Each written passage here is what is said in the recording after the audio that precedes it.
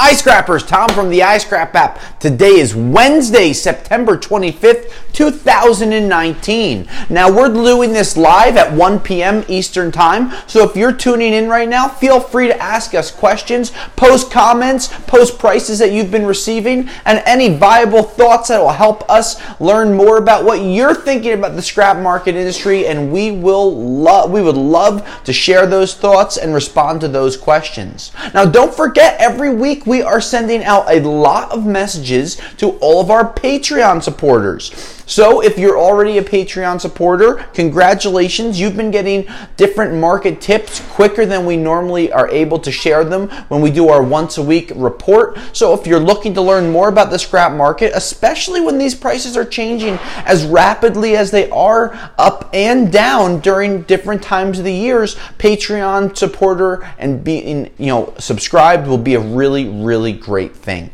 Now, we're going to start with a market that's been relatively flat over the last week. And when I say relatively, I mean completely. Copper has not moved in the last week. Take today, for example. The market went up a penny, down a penny, up a penny, and back to even. And that's the first 6 trading hours of today. Yesterday, it started down slightly, rebounded, and then didn't move. It's almost like copper traders are anxiously and patiently waiting for some type of a trade agreement to happen between the U.S. and the Chinese in October. Now, we've been following this closely, and we've been posting our updates every week with you. So what we have over the last week is some different market feedback that should give you a better idea of where the United States thought and process is. So, we heard that President Trump was not interested in making multiple smaller deals with the Chinese, but instead waiting for the right time, the right deal to be made on the entire trade package. From tariffs to imports, exports, how things are going to be split off, the intellectual property conversation. There are so many different pieces that are going into this. How much material, soybeans, are being bought from the United States? What's being shipped over? If the United States can open up businesses inside of China and retain majority ownership. These are all things that are being talked about, and instead of having different sectors, they're trying to make one big package together, and hopefully the talks that are going to happen in the next few weeks will be one step closer. We do not expect a deal to be struck in October, and even though back in May we were very close to a deal that the Chinese backed out of, we still think there are multiple meetings in the future to figure out what's going on. Now, we would love to see a deal struck, but you know what? Having the right deal in place will be better for the copper market and the other metals market for the long term and for the foreseeable future. Unfortunately, that means that today, in the short term, we're going to see a little bit of a depressed market, but we have read multiple articles and talked to different traders in the last week who do think that the copper market is undervalued.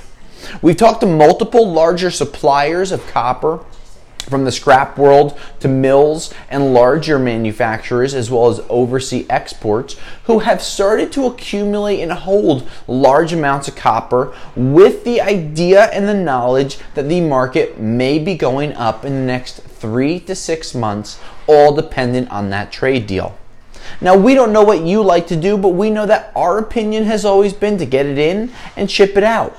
If you do this for a living, that's the only way to constantly flip your money to help it make more money. But if you're doing this part-time and maybe it's a vacation fund or it's a long-term fund for something that you're looking to buy, then maybe you want to hold on to the material for a little while. But overall, we generally suggest getting it in and shipping it out as quickly as you can. Now, the aluminum market, it's been gross. We haven't seen any positive signs. We've only seen depressed prices. 60.63, 60.61, aluminum sheet, aluminum litho, and then especially dirty grades of aluminum have very little hope right now. We've seen dirty grades of aluminum categories such as special sheet, breakage. All these items have been very low, with prices hovering just above steel value. Now that brings us into our conversation about steel, which if you don't want bad news, I would definitely cover your ears. Still watch us so we have more views, but cover your ears because you're not going to want to hear what we're about to talk about. The steel and the iron market has continued to be battered down, with the market dropping $15 per ton, with a minimum of $12 and a maximum of $20 per ton over the last week. Now, we apologize in advance as we had a glitch in one of our servers and our site was down for 2 days, so we weren't able to get a full range of reported prices like we normally do. I do know what some of the prices are, and I'd like to tell you some prices that we've seen and received ourselves across the nation for different grades of light iron in the last week. Lowest price, $22 a ton, also known as 1 penny per pound. We've had multiple scrap yards tell us that they wouldn't accept material from large vendors for less than 5,000 pounds. And multiple scrap yards have said that they're starting to institute a on-site minimum of 500 pounds. And we even heard multiple yards saying 1,000 pounds of steel or more to be eligible to get paid on-site at the scrap yard. Prices that we've also seen, $44 a ton, $57 a ton, $82 a ton, and the highest price was $83 per ton for light iron over the last week. Now, as you can see, these prices are extremely depressed, and there's a couple of things that you might want to look for moving forward. Now, most people don't have room on their properties, backyards, or enough trailers to hold on to their steel. But if for some reason you do, start watching different scrap yards that you sell to. I would not be surprised in the least to start to see large piles of steel accruing. Why? Well, with prices so inexpensive, scrap yards might be willing to buy them at low prices, hold on to them, and wait for the markets to go up. This wouldn't surprise us in the least. Now, we've talked to multiple scrap yards who plan on moving their heavier grades of material, their unprepared, their cast iron, their brakes and drums, while holding on to their light iron and shred and waiting for the market to improve. Now, there are multiple right answers, and every single person is entitled to their own depending on what they want and what they need. Some scrapyards need to flip inventory to be able to sustain their payroll, pay for overhead, and go from there. Other scrapyards who have more of a cushion can afford to hold on to material and wait for the market to improve. Our opinion, get it in, sell it. That's what we do. That's what we tend to tell all of our customers, iScrap supporters, different people that ask us our opinion. And again, that's all it is, our opinion. Now we'll talk about a few other markets. Stainless steel has been relatively flat. Prices we've seen, 23 cents a pound, 26 cents a pound, and the highest price for 304 stainless, drum roll please, 33 cents a pound over the last week.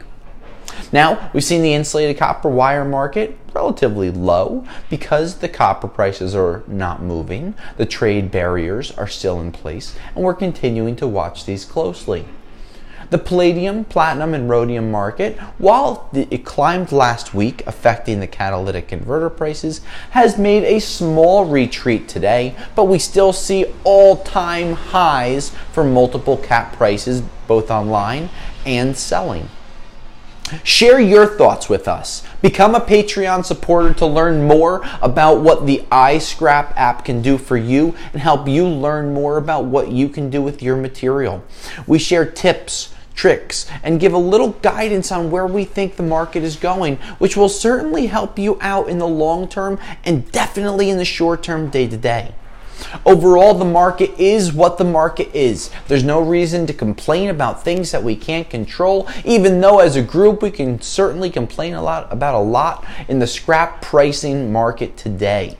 Guys, this is Tom from the iScrap app. Do not forget to become a Patreon supporter. Tune into our Sunday edition where we post prices that we've seen over the last week. Today is Wednesday, September 25th, 2019. Until next week, I'll scrap you later.